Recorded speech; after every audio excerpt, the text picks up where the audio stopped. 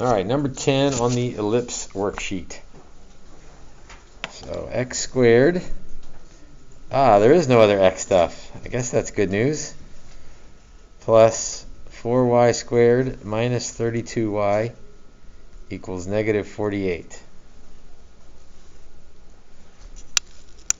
Yes, you will have more room to work on when you get the test. It's a little tight in here. Yeah, I don't even know where to put it here. X squared plus, pull the 4 out, y squared minus 8y equals negative 48.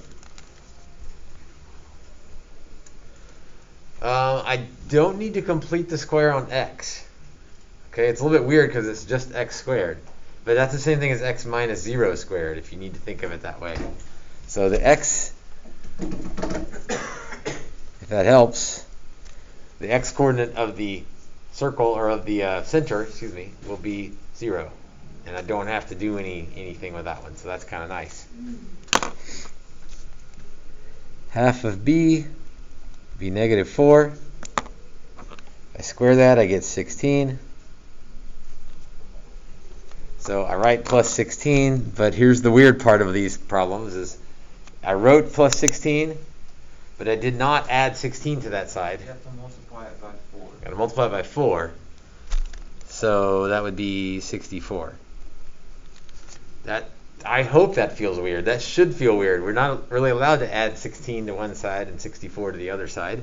But that's not what we did. We added 64 to one side and 64 to the other side. So I've got x squared plus 4 times y minus 4 squared equals 16. Close. What do I need to do next to make it an ellipse?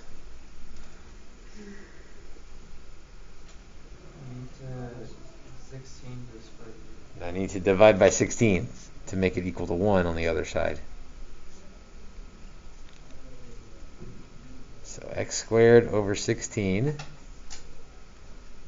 plus y minus 4 squared over 4 equals 1. Write small and zoom in. I can make it work. So it's like the other kind of problems? What do you mean? Like the ones where it's like over A? Yes, this is an ellipse. So we're over A, over B. Yeah, never mind. Yeah. So my center is at 0, 4. And then I said A and B, but I'm not really concerned yet anyway with who's A and who's B. If it's under X, go that many left and right. If it's under Y, go that many up and down. That's just the easy way to remember it. That will also help us when we get to ellipses. So under X is 4 squared, so I'll go left and right 4.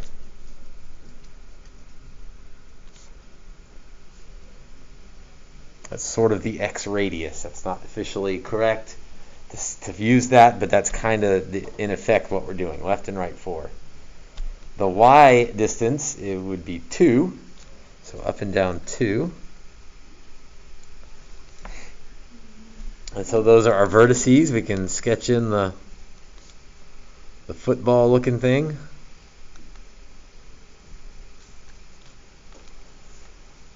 That's not bad. It's better than my ellipse from earlier. What do the directions say? Determine the center, the vertices, the foci, and eccentricity. Then graph. Well, we're going to kind of graph and determine them as we go.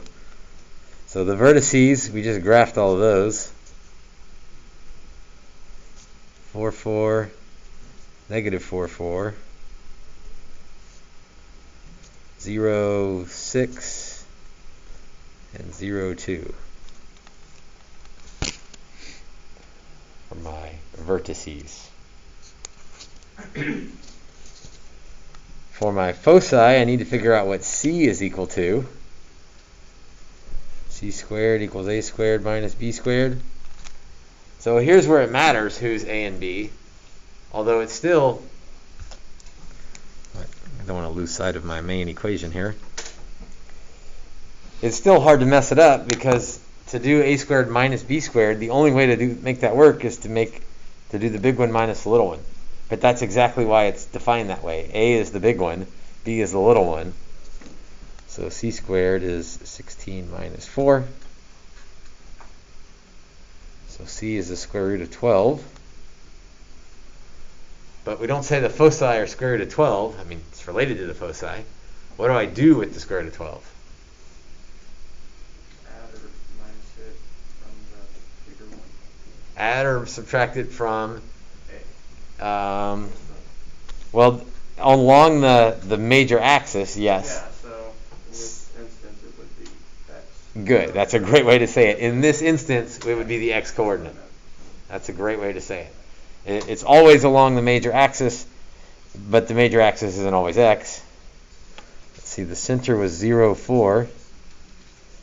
So 0 plus or minus square root of 12, comma 4. I guess I didn't really need the 0 on there, but usually there's a number there that sort of emphasizes we start with the center and we add or subtract either, well, always on the major axis, so either left and right or up and down. If we want to graph them, the square root of 12 is like 3.5-ish, maybe. It's definitely between 3 and 4. So that makes sense in terms of the picture. You don't have to graph them, but if it helps you make sense of the problem, it's not a bad idea. Eccentricity is c over a. Really squished for space here. C, we just said, was square root of 12. A is the bigger one. Careful though, it's not 16, it's the square root of 16.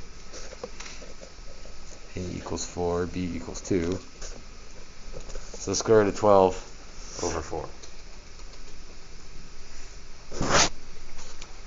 A bit of a side note, that's 3.5-ish over 4. That's pretty close to 1. But you might remember from yesterday that the closer to 0 it is, the more circular it is. Right? 0 is a circle. And the closer to 1 it is, the more it flattens out, the more eccentric it gets. And this one is pretty eccentric as far as ellipses go. It's pretty flat. All right, that's number 10.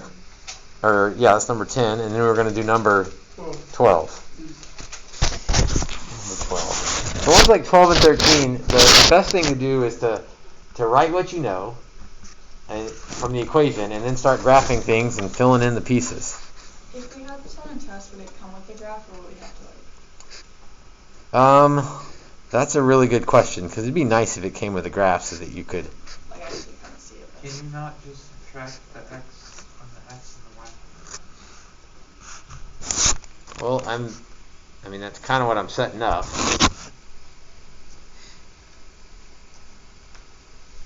So I know it's going to look like that. It might be minus or plus. I probably shouldn't have put minus in there, but I can change those to plus pretty easily. So I know my equation will look like that because all ellipses look like that.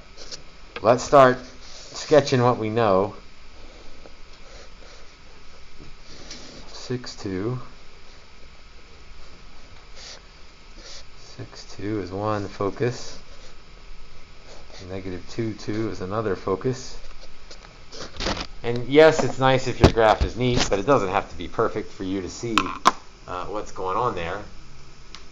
So what can I learn if I know where my two foci are? It's you know what A is and it's 2, because it's the long one. The foci are on the long one, Yes. but the long one is going to go past the foci. Yeah, but it's So I on better the be lines careful. Of 2. It is. Yeah. So that tells me I guess that tells me the y coordinate of the center is 2.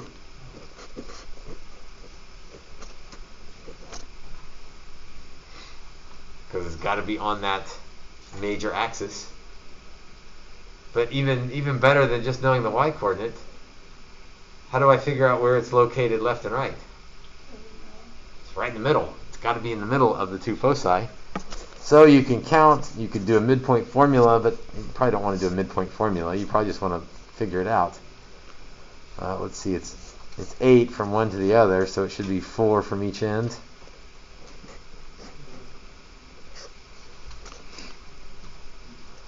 So the center is 2, 2. And we sort of just backed into what C is equal to. It's not really part of the equation, but it'll be helpful later.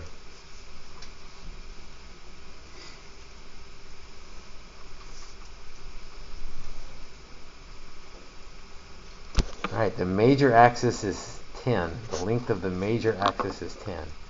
Well, we know the major axis runs through the foci.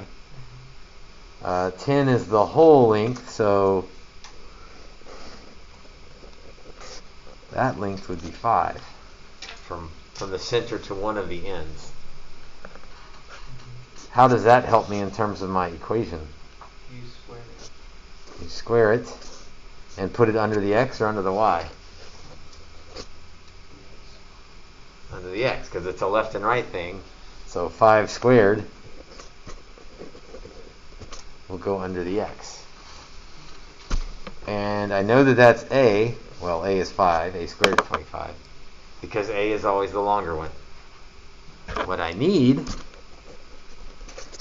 is b, or b squared, because that's what will go under y.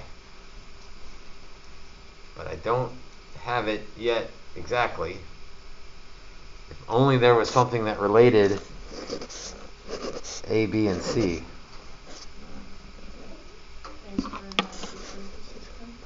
B squared equals a squared minus b squared. And I know what c is. And I know what a is. I don't know what b is yet. B squared, if I move things around, is 25 minus 16, which is 9. So b is 3, but I need b squared for the formula. So there's all the pieces. 13 works pretty similar, except it gives you the minor axis. So that's going to tell you what b is equal to. Actually, b is equal to 6. And then you do the same thing. Write the equation, start filling in the pieces, graph what it tells you. That helps you a little bit. And just keep working until you find all the pieces. Right. Again, there's another video on Schoology with 11 and 13, if you want to see that one.